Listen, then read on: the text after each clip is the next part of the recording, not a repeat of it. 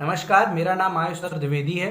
अभी हाल ही में एसएससी और रेलवे के वो स्टूडेंट्स जो अपने परिणामों का इंतजार लंबे समय से कर रहे थे और अपनी परीक्षाओं का इंतजार लंबे समय से कर रहे थे, उन्होंने सरकार से अपने परिणाम की मांग करी और उन्होंने अपनी परीक्षाओं की मांग करी कि परीक्षाओं की डेट घोषित की जाए, परिणामों को जारी किया जाए, जिससे कुछ लोग नौकरी पा पाएं।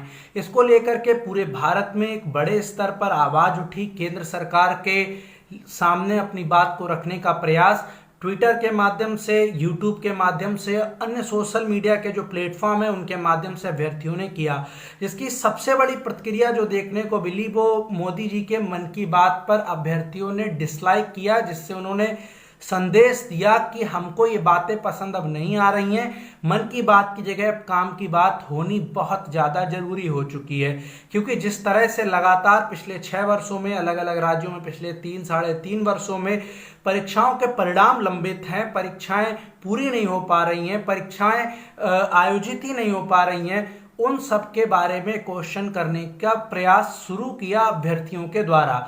लेकिन इसी बीच जो आईटी सेल है भाजपा की, जो भाड़े के लड़के हैं, उनके जो हेड हैं अमित मालवीय, उन्होंने एक बयान दिया कि 98% जो लोग हैं वो विदेशी हैं ऐसा करने वाले।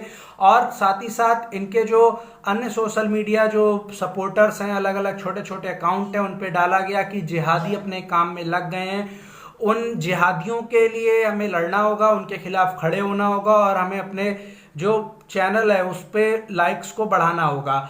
मैं अपने आप बता रहा हूँ, मैंने भी भाई उसको अनलाइक किया, मेरे काम की बात उसमें नहीं थी तो क्या मैं लाइक करता उसको। दूसरी जरूरी बात कि मैं भारत का ही नागरिक हूँ और मैं ऐसे लाखों अभ्यर्थियों को दिखाने की क्षमता रख सकता हूँ कि हाँ, वो आपके सामने आके कहेंगे कि उन्होंने आपके जो ये पूरे मन की बात थी उसे डिसलाइक किया है। तो ये बड़ा बचकाना बयान है और उस आवाज को, जो युवाओं की आवाज है, उसको दबाने की कोशिश है। क्योंकि अगर आप ये सोचते हैं कि आप इस तरह से भ्रमित कर लेंगे कि ये कांग्रेस का काम है, ये कम्युनिस्टों का काम है और आप बच के निकल जाएंगे, तो अब वो समय शायद अब खत्म हो चुका है। अब बात आती है कि आखिर अभ्यर्थी विरोध क्यों कर रहे हैं। कई लोग इस चीज में बड़ा क्वेश्चन उठा रहे हैं कि भाई विरोध का ये तरीका है या नहीं है, विरोध क्यों हो रहा है, तमाम बातें। देखिए, उत्तर प्रदेश में जो अधीनस्थ सेवा चयन आयोग है उसमें 25 भर्तियां लंबे समय से लंबित हैं, पूरी की पूरी। वो कब पूरी होंगी उसका कोई अता पता नहीं। 2016-2015 की भर्तियां लंबित हैं। एसएससी अपना परिणाम नहीं जारी कर रहा है, रेलवे परीक्षा नहीं हो रही है। उत्तर प्रदेश में शिक्षकों की भर्ती को लेकर 69,000, जिससे मैं खुद जुड़ा हुआ हूं, पिछले 2 साल होने आ रहा है, आज तक वो कोर्ट कचहरी के ही चक्कर लगा रही है, भर्ती पूरी होने का नाम नहीं ले रही है। ये सारी परिस्थितियां अगर ये विरोध करने के लिए जरूरी नहीं आप समझते हैं, तो निश्चित तौर पर आप अभी भी उस भक्ति में जी रहे हैं जिस भक्ति को आपको बहुत जल्दी छोड़ देना चाहिए। नहीं तो आने वाले समय में ये भक्ति आपके लिए, आपके देश के लिए, आपकी अखंडता के लिए, आपके देश की संप्रभुता के लिए, आपके देश के हर उस एक मुद्दे के लिए दिक्कत पैदा कर सकती है जो आपको लगता है कि शायद अभी सही चल रहा है। निजीकरण लगातार होता जा रहा है, सरकारें जो हैं वो नौकरियां कम करती जा रही हैं। एक बहुत जरूरी मांग है और उस मांग को हर अभ्यर्थी को उठाना चाहिए, प्रतियोगी अभ्यर्थी अधिकार कानून की। कि अभी तक जो प्रतियोगी अभ्यर्थी हैं उनके अधिकारों की बात कहीं होती ही नहीं है। एक बड़ा बड़ा हिस्सा यूनिवर्सिटी से निकलकर बाहर आता है और वो पूरी तरह से जॉबलेस होता है, वो तैयारी करता है जाकर के कोचिंग संस्थानों में।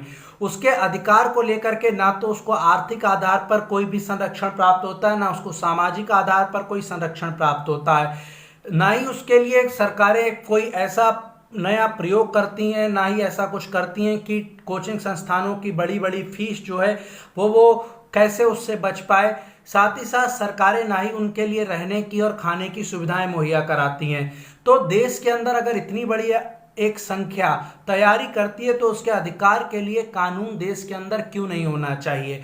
अभ्यर्थी तैयारी करता है और पेपर लीक हो जाता है, और पेपर लीक वाले लोग आराम से एसी में बैठे हुए लोग रहते हैं, चेयरमैन बर्खास्त नहीं होते हैं, कोई सवाल नहीं करता है, मीडिया प्रश्न नहीं उठाता है, बस पेपर लीक हुआ ये एक दिन की खबर बनती है। उन अभ्यर्थियों के भविष्य के बारे में नहीं सोचा जाता जो अभी तक यहाँ तक कैसे पहुंचे होंगे। पेपर में नकल का एक बड़ा घोरक धंधा आता है। कहा था हम परिवर्तन लाएंगे, 6 साल हो चुके हैं, केंद्र में 3.5 साल हो चुके हैं, उत्तर प्रदेश में, लेकिन आज तक पेपर में नकल नहीं रुक पाई है। पेपर में नकल की खबरें आए दिन आती हैं, पेपर लीक होने की खबरें आए दिन आती हैं। अब आप कांग्रेसी और कम्युनिस्टों को, सपाइयों को और बसपाइयों को दोषी नहीं ठहरा सकते, क्योंकि अब आपका तंत्र आपके हाथ में है। आपको अगर परिवर्तन लाना होता तो आपको परिवर्तन अब तक आप ला देते। वास्तव में रोजगार आपकी प्राथमिकता में है ही नहीं, सवाल गलत बन जाते हैं। प्रतियोगी अभ्यर्थी अधिकार कानून बने और उसमें इस बात को जरूर रखा जाए कि सवाल गलत बनाने वाले जो टीचर है उनके ऊपर क्या कार्रवाई होगी। सुप्रीम कोर्ट का आदेश है कि अगर सवालों को लेकर के कोई दिक्कत है, कोई कमी पैदा हो रही है तो विशेषज्ञों की कमेटी बनाई जाए। अगर विशेषज्ञ की कमेटी कोई भी रिपोर्ट लगाती है कि हाँ क्वेश्चन कुछ गलत बने थे, उनमें कोई दिक्कत आई थी किसी भी तरह की, किसी भी स्तर पे, तो आखिर हमारे यहाँ कोई कानून क्यों नहीं है उन टीचरों को, उन प्रोफेसर्स को दंडित करने का जिन्होंने पेपर गलत बनाया, जिन्होंने क्वेश्चन गलत सेट किया। उन लोगों के लिए ना उनके ऊपर किसी भी तरह का कुछ होता है, वो तो आराम से बैठते हैं। ऊपर से इधर अभ्यर्थियों से 100-100, 500-500 रुपए ऑब्जेक्शन के नाम पर और वसूले जाते हैं। उसको लेकर के भी अधिकार कानून देश के अंदर बनना चाहिए। सबसे बड़ी चीज है नियमावलियों के लूप होल की। अलग अलग नियमावलियां अलग अलग भर्तियों की बनी हुई हैं। आपके पास स्टेट में महाधिवक्ता, केंद्र में महान्यायवादी और अलग अलग लोग जो कानून के जानकार हैं, पूरा अमला वकीलों का आपके पास है। उसके बावजूद आपकी नियमावलियां अपडेटेड नहीं है, उनमें किसी ना किसी तरह का लूप होल रह जाता है, जिसके कारण आए दिन भर्ती जो है वो कोर्ट कचहरी का चक्कर काटते दिख जाती है। आखिर कब ये सुधरेगा, इसको लेकर के प्रतियोगी अभ्यर्थी अधिकार कानून की बहुत ज़्यादा ज़रूरत है। बहुत ज़रूरत है कि जल्दी से जल्दी इसके ऊपर काम हो, नहीं तो आने वाली पीढ़ियां हमसे सवाल करेंगी कि आपके समय पर जब 3-3 साल में रिजल्ट आता था तब आप सवाल क्यों नहीं करते थे। आने वाले समय में पीढ़ियां आपसे क्वेश्चन करेंगी कि आज 6 साल में परिणाम आता है, आज सरकारी नौकरियां नहीं बची, आज सब कुछ निजी हो चुका है। आपके टाइम पर ऐसा होता था तो आप सवाल क्यों नहीं करते थे। साथ ही साथ जो रिजल्ट की मांग है, जो परीक्षाओं की मांग है, वो एकदम वाजिब मांग है, वो एकदम तर्कसंगत मांग है। हम भीख नहीं मांग रहे हैं, हम अपना अधिकार मांग रहे हैं। पेपर के लिए हमसे 500 रुपए 1.5 साल पहले आप ले लेते हो और आज तक आप उसका टेंडर नहीं पास करा पाते, आप उसका ये तय नहीं कर पाते कि कौन सी संस्था पेपर लेगी। ऐसे में आप कांग्रेसियों को, कम्युनिस्टों को, सपाइयों को, बसपाइयों को दोष नहीं दे सकते। इसमें सीधी सीधी कमी और कमजोरी आपकी है। अगर पेपर लीक होता है, नकल होती है पेपर में किसी भी तरह का सवाल गलत आता है, भर्ती कोर्ट में पहुंचकर फंसकर रह जाती है, इन सभी चीजों के सीधे जिम्मेदार आप हैं। क्योंकि अब कांग्रेसी कम्युनिस्टों को कब तक जिम्मेदार ठहराते रहेंगे। खासकर अमित मालवीय जो बीजेपी के आईटी सेल के प्रभारी, उनको बताना चाहूंगा कि अनफॉलो करना अभ्यर्थी अब शुरू करेगा। और मैं तो निवेदन करूंगा, भारत के लोगों ने ये तो कम से कम मानते होंगे कि फॉलो किया है जो वो भारत के लोगों ने किया है, तो अब अनफॉलो कर दीजिए कुछ दिन के लिए इनको और दिखा दीजिए कि केवल और केवल हम लाइक डिसलाइक वाले नहीं थे, हम अनफॉलो वाले भी हैं। हम अनफॉलो करके बता देंगे कि हम भारत के लोगों ने ही आपको फॉलो किया था, लाइक किया था आपके पेज को, और आज हम डिसलाइक कर रहे हैं। आज हम उससे वहां से अपना सब्सक्रिप्शन वापस ले रहे हैं। आज हम आपके फॉलोअर होने का जो तमगा आपने हमें थमाया था उसको आपको ही वापस कर रहे हैं।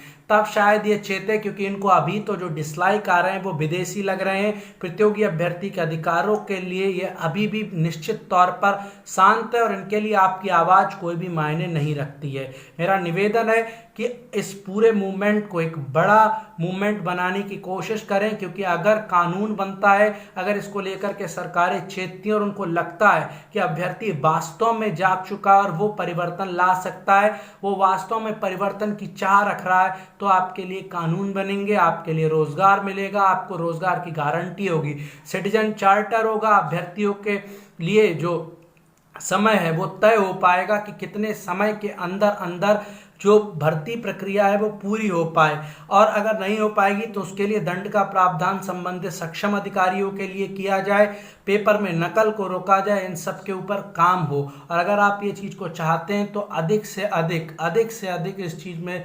पार्टिसिपेट करें और अपनी आवाज़ को बुलंद करें, जिससे कि देश के अंदर एक वो परिवर्तन का माहौल पैदा हो पाए जिसमें आपकी आवाज़ को एक सिरे से खारिज कर दिया गया है, आपको धर्म के उन्माद में फंसा दिया गया है, आपको पूरी तरह से एक ट्रैप में फंसाया गया, और उस ट्रैप से अगर आप निकलना चाहते हैं तो आज का समय आ चुका है कि आप अपनी आवाज़ को, अपनी बात को बुलंद करें और उसको देश के उन लोगों के सामने जो जनप्रतिनिधि होने का दावा करते हैं, जिनको हमने चुनकर भेजा, संसद में बैठाला, विधानसभाओं में बैठाला, उनके कान में एक बार कोई बात तो जाए कि निश्चित तौर पर देश के अंदर कोई एक आवाज़ उठ खड़ी हुई है। ये विदेश की आवाज़ नहीं, ये भारत देश की आवाज़ है। धन्यवाद।